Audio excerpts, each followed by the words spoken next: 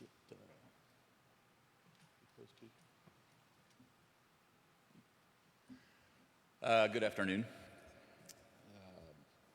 Tomorrow we will be pushing out some information, but we don't have a 2:30 scheduled press conference on the books, but we will call one if need be, but no major announcements planned for tomorrow. But as you know, this is a day-by-day process.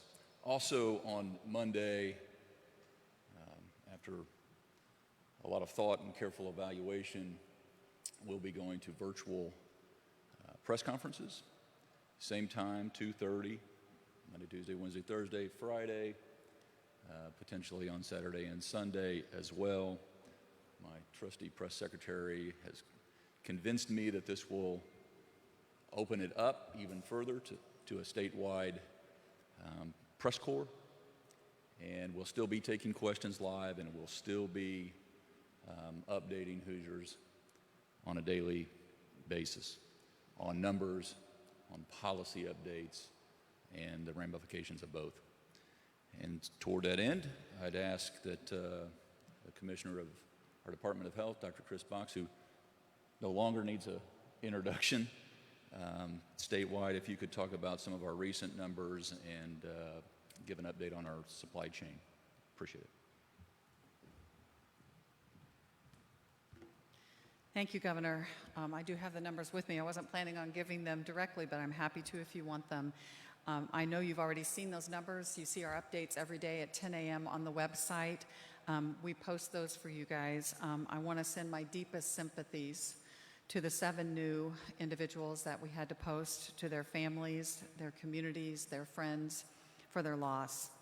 And I want you to know that we are doing everything we can every day to decrease the risk that more Hoosier families and communities will experience these type of losses. A big part of that work involves our efforts, as you know, in long-term care facilities across the state. And as I said yesterday, no state is going to get through this pandemic without having outbreaks in our long-term care facilities. We're dealing with that scenario now, as I know you're aware. But from day one, our top priority has been our highest risk individuals, including those that live in long-term care facilities, rehab facilities, and residential facilities. We've been providing guidelines to facilities about infection control and other protocols that they can use to help lower the risk to the individuals that live there. We have also, by the end of today, our nurse surveyors will have been to all 535 nursing homes and all 202 freestanding facilities in the state of Indiana to help them prepare by sharing guidance and checklists and by reviewing their plan for COVID-19 action. This has been a huge undertaking, and that's been critically important so that they know that we are engaged and we're interested and they have someone that they can contact and how to reach us. We're trying to make sure that all of our older residents are being protected, especially those with underlying medical conditions, from being severely impacted by COVID-19.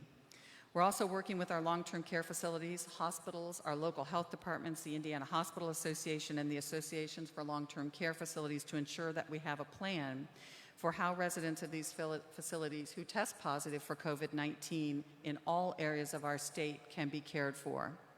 As you saw with this morning's update, we continue to see a large increase in the numbers of tests reported to ISDH. Today, we reported nearly 2,300 new test results just in the past 24 hours.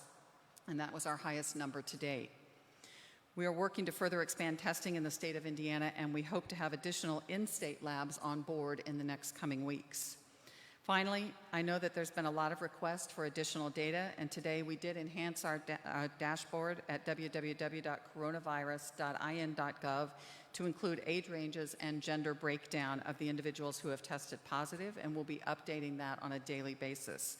We will continue to gather and analyze more data and post more data for you to be able to see in the coming days and weeks. Thank you.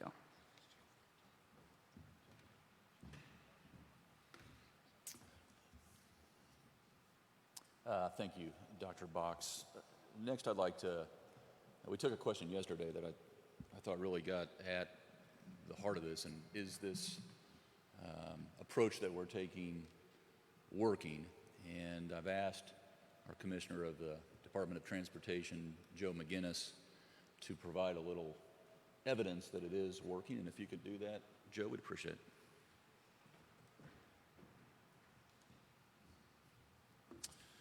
Good afternoon. Thank you, Governor Holcomb. As he mentioned, my name is Joe McGinnis, the Commissioner of the Indiana Department of Transportation. First of all, I'd like to let all Hoosiers know that INDOT is continuing to maintain Indiana's highways for essential travel as we respond to the COVID-19 emergency. We know how important it is for critical medical supplies to reach care providers and for essential items to reach groceries and supermarkets across the state. Our freight network plays a vital role in meeting all of those needs, not only here in Indiana, but across the entire country. To our men and women that are working right now on Indiana's highways, from deep down inside of me, thank you so much for continuing to work hard for all Hoosiers. At the same time, I want to make sure that all Hoosiers help us preserve the health and the safety of all of our employees. If you must travel for essential reasons, please pay attention, put your phone down. And as you are approaching a construction zone, please move over and slow down. As was reported yesterday, we actually had 3 INDOT employees that were struck on a job site along I-70.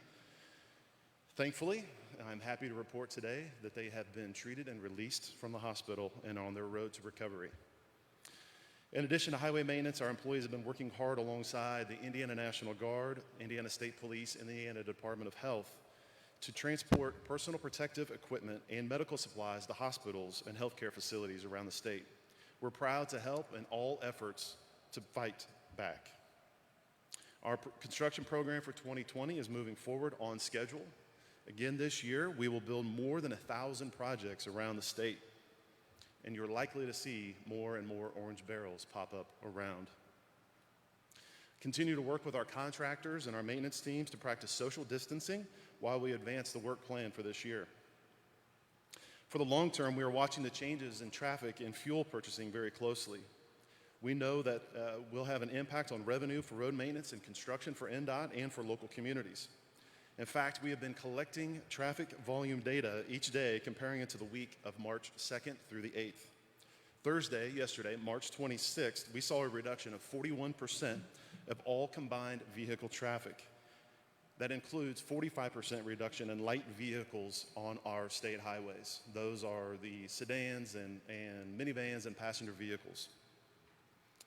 As Chris Johnson mentioned yesterday on statewide level, we know this emergency will impact revenue coming into the state. Road maintenance and construction is not immune to that, but we are monitoring the situation closely. And we will use our funding available as efficiently and effectively as possible to make sure we are delivering our mission to keep our transportation safe and in good condition. We will also work closely with our federal partners at United States Department of Transportation to make sure we are maximizing any federal dollars and resources that may be available to transportation as we manage this over the long term. Finally, I'll just offer a reminder. For those of you that must travel, if you have questions or concerns for INDOT, we can still be reached 24 hours a day, 7 days a week, online at indot4u.com or by using our free INDOT mobile app. Thank you. Thank you, Commissioner McGinnis. Also ask Commissioner Carter from the Department of Corrections, who has made significant progress up in Miami County at the Miami Correctional Facility in terms of some PPE supplies. Thank you, Governor. Rob Carter, Department of Corrections.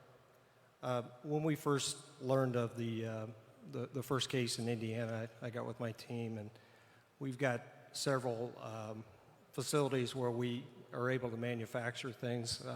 We started looking at hand sanitizer, and then as the problem grew, I was brought into a conversation by Governor Holcomb with some hospital professionals here in Indiana to discuss the needs of the hospitals and just statewide needs of personal protection. Common theme that I heard was face shields, face masks, gowns, along with hand sanitizer and some other things. So I got with our correctional industries folks, and we've got a couple high-end sewing shops in a few of our facilities. And thankfully, some of the samples that we had donated from the hospitals are very helpful. So we got samples of gowns and the face masks. We were able to take those and reverse engineer some of the and made some prototypes. I brought them to a meeting. I brought the samples to a meeting and showed Dr. Box and my chief medical officer, Dr. Kristen Doss. They made a few suggestions, and we went back with our team, and we were able to come up with a pretty nice solution. Today we're in full production of gowns. We're making about 200 a day. We may be able to scale up with that, depending on how much material we get. But Monday we'll be in full production of masks, approximately 200 a day, and we expect to have the material in today or Monday. So I've got some samples here I'll show to you.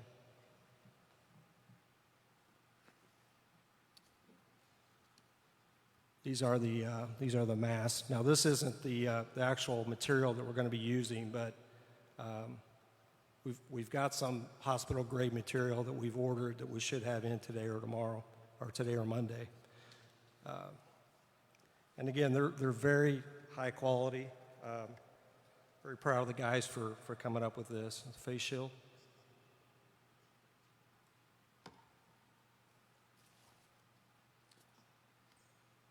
This is the polypropylene material we're going to use to make the mask. This is hospital grade. A company called Mayer Fabrics out of Indianapolis, so it's an Indiana company. I'm not going to put this on, but this is the gown. This is actually material that we use to make pillows with, and it's waterproof. So they turned out pretty nice.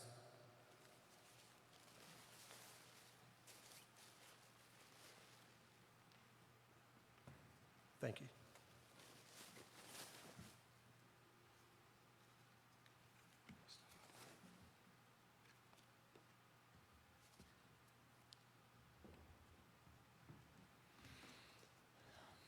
Thank you, Commissioner. It's industrial strength. Appreciate that. Going to first responders so that they're not taking up valuable PPEs from the hospitals, et cetera. So this is truly taken note of challenges along the supply chain. Before I get to questions again, per usual, I want to send some shout outs to a lot of folks because the generosity continues to just pour out. The American Legion, actually the post that I'm a member of here locally, we have 14 members who are in that specific post who are either World War II or Korean veterans.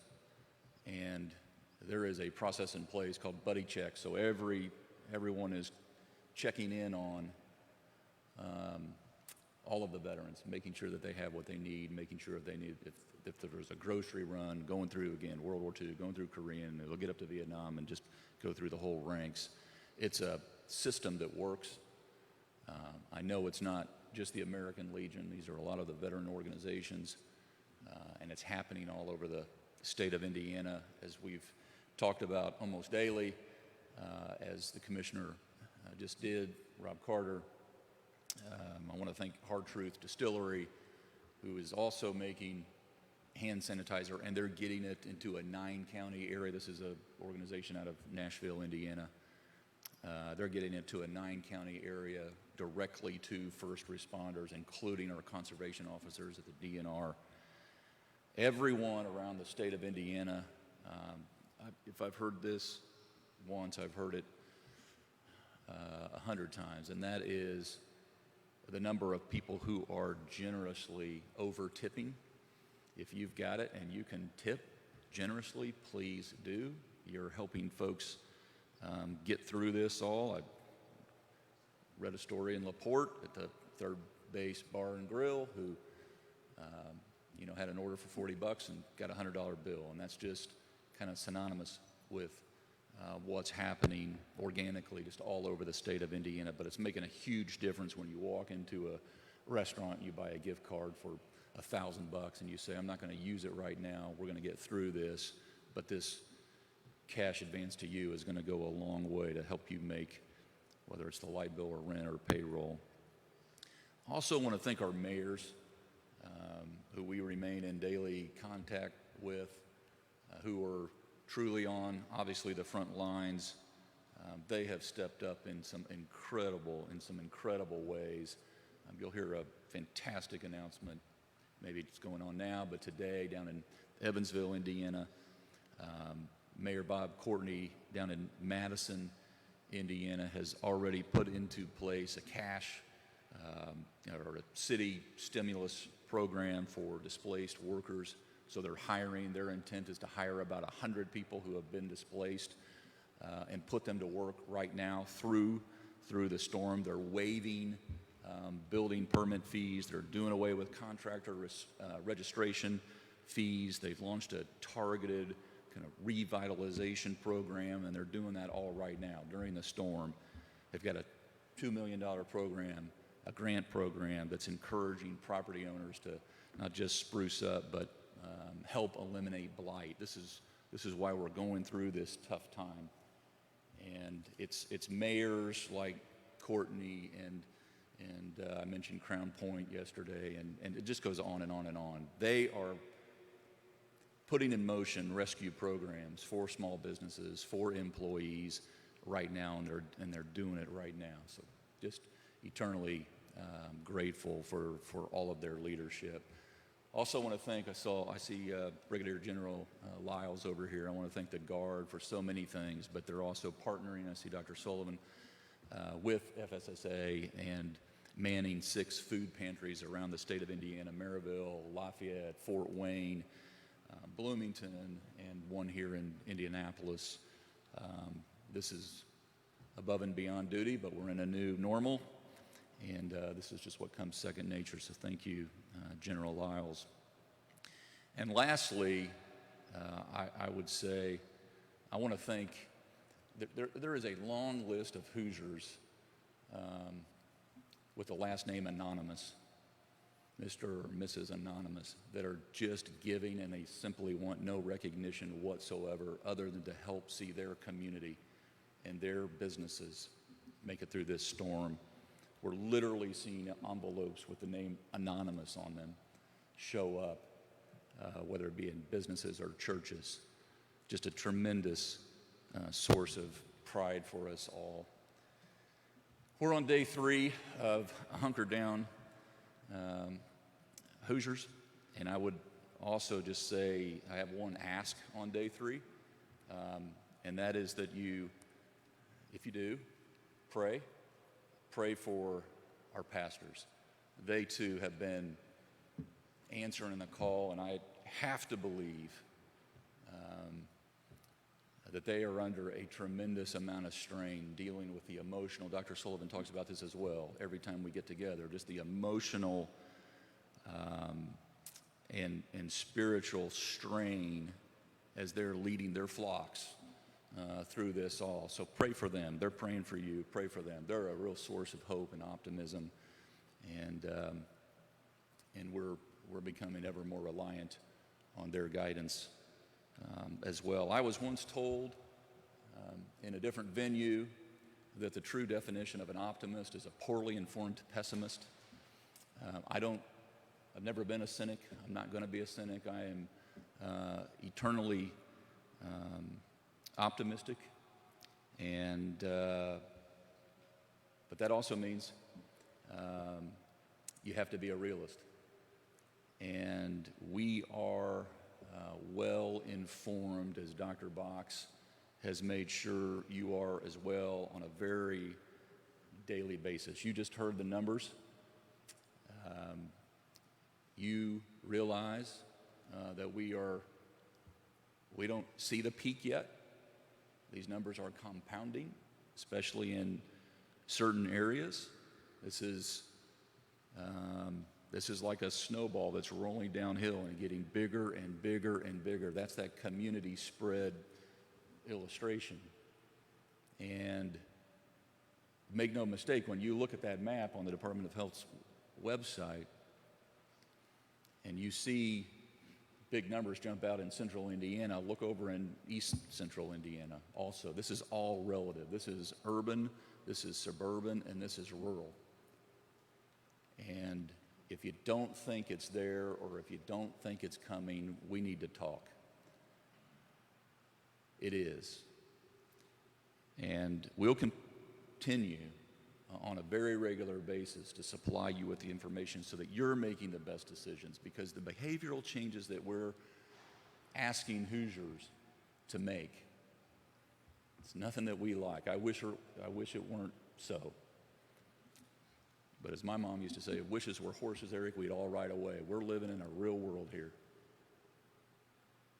And so it requires us to make some big changes. And I just want to thank every single Hoosier out there that is, in this instance, wanting to be part of the many, not the few. We are going to get through this together. We're going to be stronger for it together. I'll just say, and I'll be honest about this time, this is lastly I'll say. Our OMB director, Chris Johnston, yesterday, we had a question about our surplus, our reserves. And as some budget directors are known to do, they can get very deep into the weeds and numbers and dazzle you with facts. But I just wanted to break down this whole notion of our reserves and our surplus and how meaningful it is for the state of Indiana and where we find ourselves. We've built a lot of bridges in the state of Indiana, new bridges in the state of Indiana over the last decade plus. We know how to do that, but this bridge to our recovery, I think, is the most important, and our surplus will play a critical role in us getting to the other side. When we think about that $2.3 billion surplus that Director Johnston mentioned yesterday, just factor in deferring our state income taxes to July 15th. Factor in deferring our property taxes. Understand that we've got to, we're going to close our books on June 30. And so that $2.3 billion surplus, we'll see, up to $1 billion of that before July 15th spent to get us to that other side. The good news is obviously that we're going to get some of that back when we start to collect that revenue, but that revenue is going to go way down. We spend about $1.4 billion a month, the state does, on Medicaid and schools and child welfare and public safety. So that surplus, thank goodness it is there to help us bridge this gap. The federal stimulus is going to help us get through this health crisis, this financial adverse impact that's coming from that, from the virus. We're going to have to deal with that. We have to deliver services on a month-in, month-out basis. And that surplus is going to help us do that as we ultimately beat back this virus. And I'll just say one more thing, lastly. You can't even spell virus without I and you, right? We need you. I'm going to do my part. She's going to do her part. We need the public en masse to do their part. And we'll continue to show you the proof, and we'll continue to deal with the outliers. This is too important. We cannot get this wrong. Thank you. Any questions? Yes, question, Governor. Speaking of being well-informed and an informed public so it can make good decisions, have you seen the numbers about how many ICU beds we have in Indiana and how many ventilators? I have. Dr. Box, you want to answer that to the legal Governor, extent? what are those numbers that you've seen, sir? We have to respect agreements that we have in place with the individual hospitals. Then if you don't tell me the individual hospitals, can you go region by region or just for the state as a whole, so I can't identify which hospital, but I can at least do regions?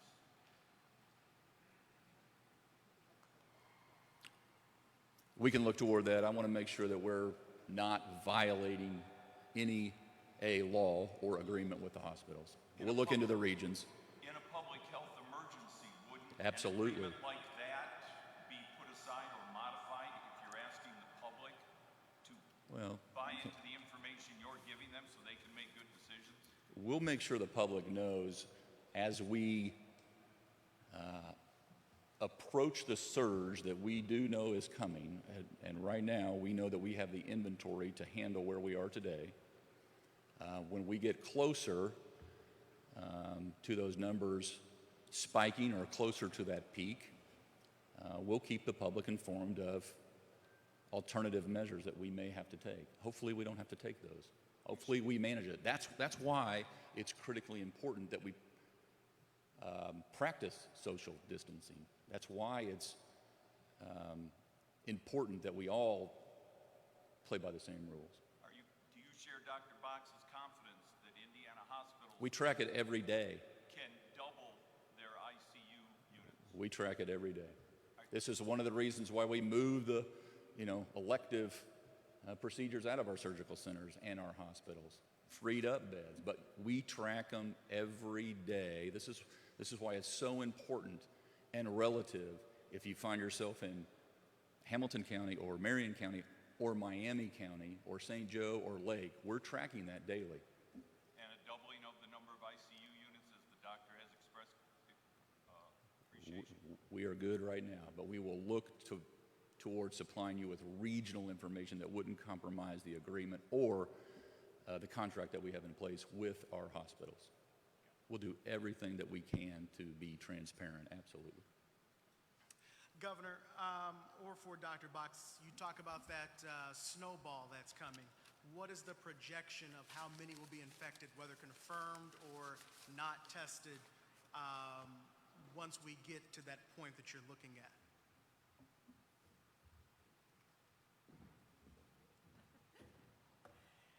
That would be a number I can't give you in a best guess scenario. What I would say is that you're seeing these numbers increase dramatically, twofold. I think that we are having increased cases, but most importantly, we're testing more people. So we're identifying them. So we're still trying to figure out exactly where we are on that curve and what is that higher number that we would expect and that lower number that we would expect on any given day.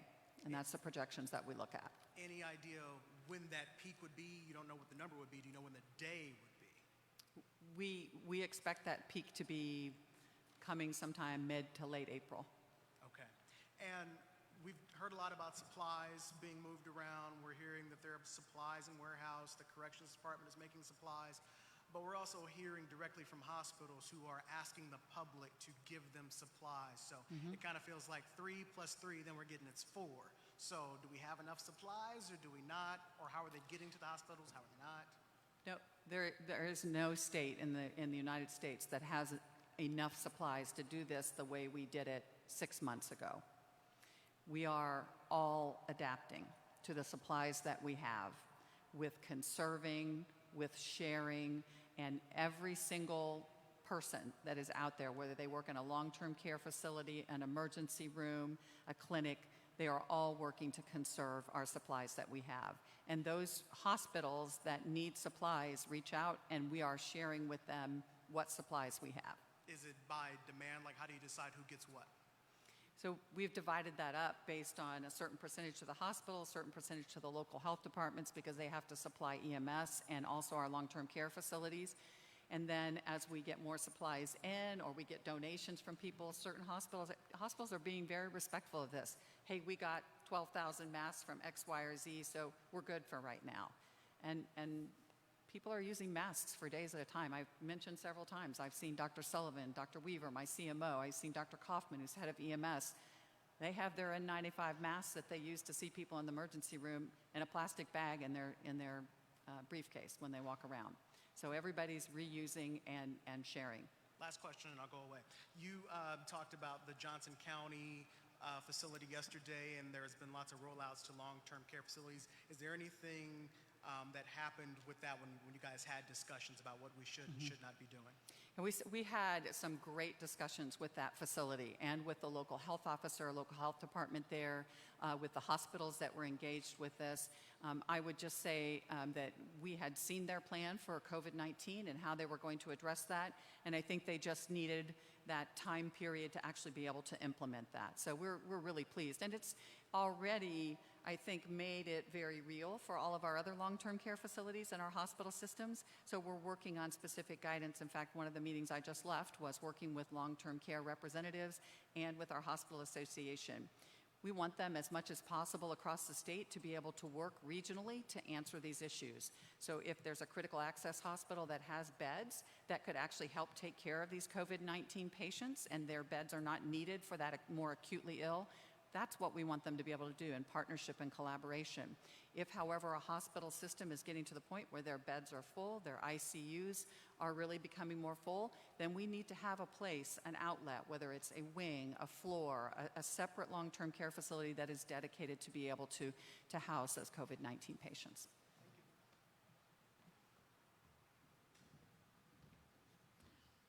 I'd just add, don't go away. You're an important part of this all. We want our cup to runneth over in terms of supplies. We don't want the public or our hospitals, care centers, first responders to think that we're letting up. I mean, we're going to work every day trying to get as much supplies as we can. If we have too much, then we'll start talking about getting it out. But we don't want your local hospital, wherever you are in the state of Indiana, to think, we want you talking to them. And they will tell you, no, we're good on masks. We could use shields. That's what we're doing. But the public support, these sewing clubs that are cropping up all over the state of Indiana, it's working. Yes, sir. Dr. Box, we've looked at the numbers, and thank you for that additional demographic information. What jumps out about those numbers to you? What do those numbers say about the situation? And secondly, the nursing homes that shouldn't have sent patients to the hospital, are they under any obligation to take those patients back? So both very good questions. I'll address the nursing home question first. If an individual has been living within their facility, it would be our goal that that individual, when they're stable from a medical standpoint, to be able to return to that long-term care facility, potentially on a cohorted unit or a unit that is separate from the rest of the healthy patients. I will say that it's not common that if you have one person infected, that's the only person that's infected. So we have gone in specifically from an epidemiologic standpoint and looked at and tested other individuals to find out what is the extent of the issue in that facility. And when we start to be able to cohort patients on one wing or one floor of a system, then we can start to also conserve PPE within that system. With regards to the numbers, we saw that 52% were female and 48% were male. I wasn't expecting too much different there. 56% of individuals were 50 and older, and I think people may be surprised that they're not all 80 and over. But what I want to point out to you is that the 70 and 80-year-olds have been listening, and they've been kind of staying home and sequestered, partly because of the influenza outbreaks that we were having, partly because we were talking about COVID-19. They didn't have responsibilities and obligations to get out and take care of ill parents or young grandchildren. They didn't have jobs that they were going to. So they didn't have the exposure that some of our younger people did. So that's not an unusual thing. Again, it is going to be more of our elderly people with these chronic conditions that have more underlying serious problems. Governor Holcomb, lots of the members of the public, several legislators, Dr. Myers, have all asked why is the state not releasing the information on hospitals' ICU beds that other states are already doing? The public doesn't know this. You're citing contracts. Why can't you? What can you explain that better? Why other states are able to do this and assure them of where they stand? Yeah. You know, Yeah. you're the one where the making that final decision. You want to talk about it from a hospital perspective? So I think what's important to remember is that as you look at those numbers in other states, they may be giving you raw numbers. More importantly, a lot of times they're giving you percentages. And I think what you need to understand is that even when let's say we said we had this many ICU beds and we reached 99% of that, and everyone starts to get extremely excited and upset and worried about that, our hospital systems will be opening up other areas for ICUs. They will have other avenues, whether it's using general Lyles ventilators that they use in transportation or EMS, or whether that is now moving more med-surg patients off to another facility that we've opened up. All of those things are in the planning. And I can tell you that I have talked to many, many of our hospital systems regionally and individually as a hospital system, and they are very confident in their response to this situation. And then another question for Dr. Box. You said you're anticipating a peak of late to mid-April. What leads you to make that projection? We've looked at different modeling that's been used in New York, modeling that Fairbanks School of Public Health did for us, modeling that our own agencies between FSSA and ISDH are doing. And that's our best estimate. Again, we are already seeing some patients sick, but we're not seeing a big uptick in EMS calls for patients with respiratory illness. So I still think we're a little bit in the calm before the storm, but we know that that's coming and are preparing for that. Governor, the president has criticized General Motors for their Holcomb plan not being able to churn out enough ventilators. What would you say about the Holcomb plan's ability to do that? And can you comment on the president's statement? I applaud General Motors here in the state of Indiana. I've been in contact with them today. They're planning on moving forward, and I hope that they'll be able to help accommodate, help meet the need for the nation, and I'm proud that they'll do it in Kokomo, Indiana, in part. And then a quick question for Dr. Box. Roughly how many people in Indiana have recovered from COVID-19? We've been talking to my data team, and that is exactly what we're looking at. Again, those individuals who stayed home and just quarantined themselves because they were sick and didn't get tested because we had the limited resources, it's really, I'm never going to have a handle on that number, correct? Those individuals that may have gotten admitted to the hospital and then gotten discharged, that will be part of that data that we're collecting again, that when I have better codes in the system, I'll be able to better pull that information. But it is on the top of the list. I can tell you anecdotally, I know our first individual is out of isolation and doing extremely well. You know, there are people that we have kept, in touch with, and we know how they're doing. But I will tell you that even those healthy individuals that have weathered this kind of in isolation, whether in their own home or at another site, it's been a long process for them. It has not been something that they were better within about 7 days and felt, tremendously perfect. Can you give a rough ballpark number, idea? I really don't. I don't have that. I'm sorry. And that would be just what it is a best guess. Governor Holcomb, I'll follow up with you, Dr. Box. So first question, of course, State Representative Terry Austin and Rita Fleming sent a letter to you today asking for an expansion for eligibility for the Healthy Indiana Plan. Is that something that you're considering or something that FSSA is trying to deal with? Oh, well, they sent a letter to you too. I haven't seen it yet. You saw it before I did. Everything's on the table. Healthy Indiana Plan is another 2.0 now. Another example of collaboration that works. We'll make sure that we're there for Hoosiers that need it the most, and those folks, again, but let me stress something about the Healthy Indiana Plan.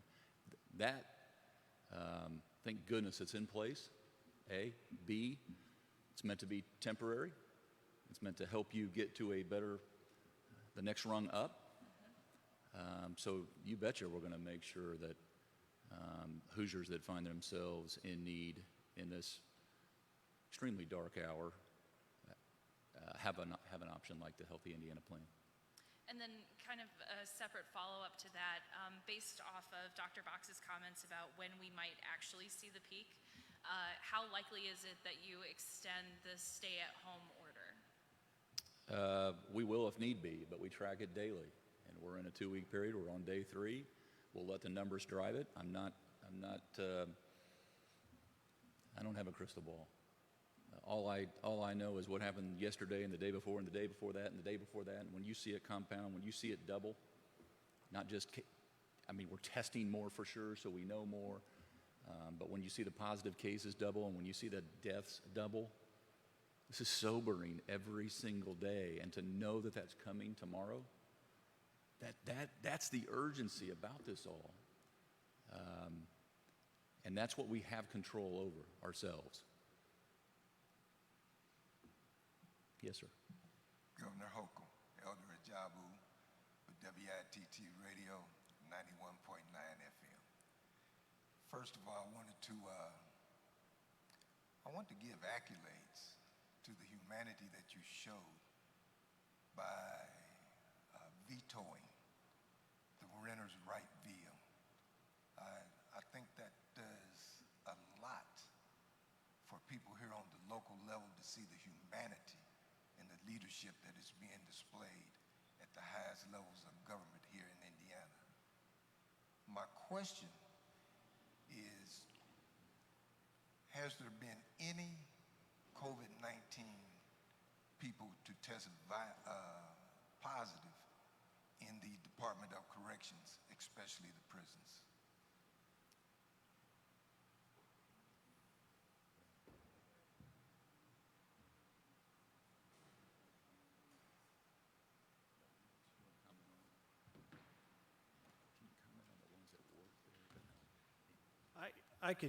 I'm not going to speak on patient issues with employees, but I can tell you that none of our offenders are positive. So, and we, again, just like the governor said, we continue to monitor that every day and take all the necessary precautions and clean, make sure our places are clean. So, if the employees have tested positive, and with the close proximity of people in the prisons, couldn't that very well make those prisons a death camp if the virus gets to spreading there? And I'm just asking, prisoners are humans just like everybody else, and our humanity should not stop at the doors of the prison, no matter what they have done. And so I'm just asking, as a concerned citizen, how does humanity go beyond the prison door? So I actually think that's an excellent question. And to that end, our strike teams that I've talked about that go into long-term care facilities that are now up to 6 across the state are actually going into jails, are going into DOC and investigating anybody that's ill and testing those that are ill at that point in time. The advantage we have in the Department of Corrections is that those individuals don't move around as much, and we have a better ability to sequester them than we do even in our long-term care facilities and other areas. But there would be no difference in how I treat someone who's a resident of the Department of Corrections or a jail or a long-term care facility. The same testing, the same sequestering or isolation, the same treatment, the same when they get transferred to the hospital, that's no different. Governor, are you considering release of prisoners? We are not. Thank you. Thank you all very much. Once again, thank you for joining us. Beginning Monday, press conferences will be moved virtually. We will do a test with member of the media in advance of that, and we will send out further details in an email. Thank you.